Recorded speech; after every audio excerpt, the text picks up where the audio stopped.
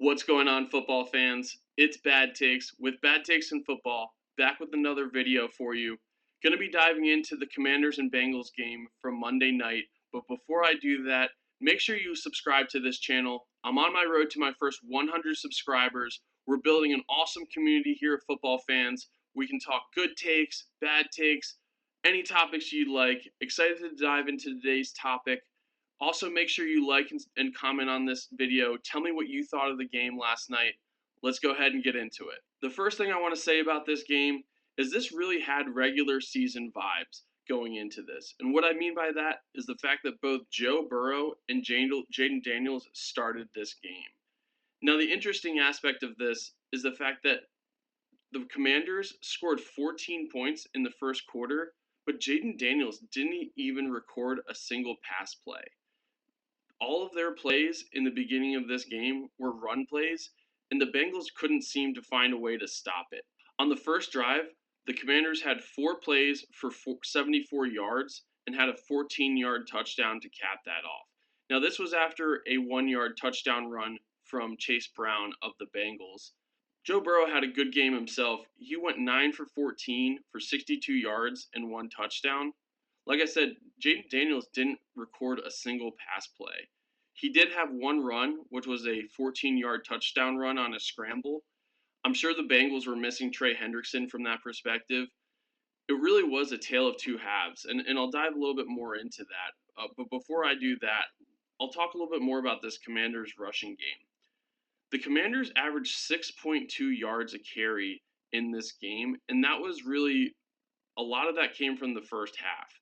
Chris Rodriguez Jr., he had 6 carries for 62 yards, averaging 10.3 yards a carry in this game. Ja'Cory Crockett-Merritt, he had 11 carries for 46 yards and a touchdown. Again, the Bengals had no answer for the Commanders' run game in the beginning of this game. The Bengals scored 21 of their 31 points in the second quarter. Now, a lot of that was up against the Commanders' second team, but it still showed that they were willing to fight in this game.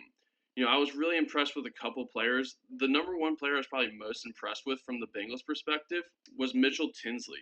Mitchell Tinsley's a second-year player out of Penn State. He recorded 5 receptions for 73 yards and 2 touchdowns. One of those touchdowns was probably the best catch of the preseason. It was in the back of the end zone, and it was a great delivery from Jake Browning for that touchdown. I would say Jake Browning was probably the other most impressive player for the Bengals in this game. He went 16 for 25 for 159 yards and 2 touchdowns. Now, again, a lot of when the Bengals scored, the final score was 31-17. 21 of those points, again, were in the second quarter. There was a total of 6 points scored in the second half, both a field goal by either team.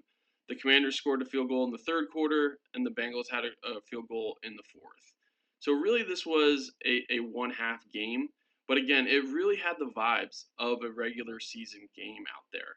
You had Jamar Chase, you had Joe Burrow, and then on from the Commander side, you saw Jaden Daniels, you saw Deebo Samuel, and again, it seems to me that the first running back for the Commanders is either going to be Chris Rodriguez Jr. or Ja'Cory Crockett-Merritt.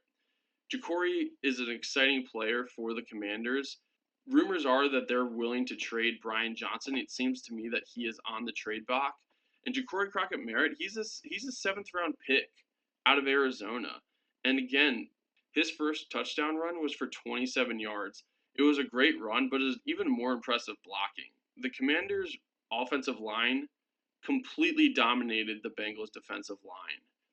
If I'm the Bengals, I'm definitely concerned about that. I'm trying to figure out, if we're not able to bring Trey Hendrickson in, we're going to have to find a replacement on that end for the season, because this is not going to be sustainable.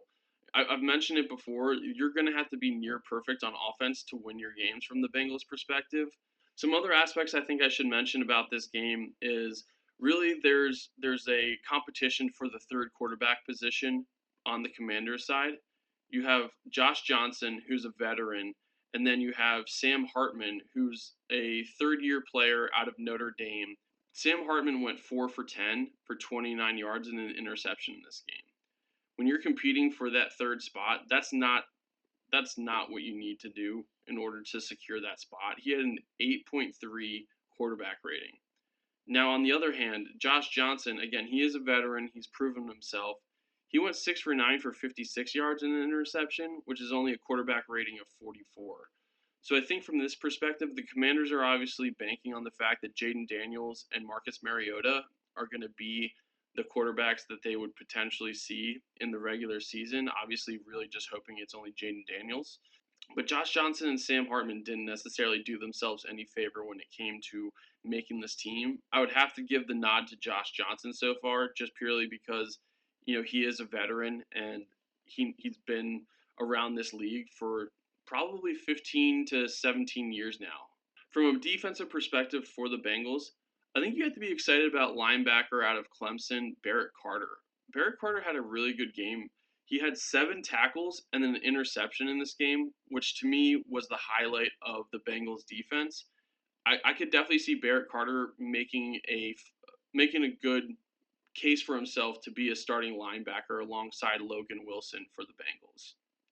Overall, again, this really did have regular season vibes. Maybe it was only for a half of it, but from a preseason perspective, the way that games go now, I was really excited to watch this game, and it captured my attention pretty much the whole game. Tell me what you think about this game. Excited to dive into more topics like this. From now, this is Bad Takes with Bad Takes in Football, signing out.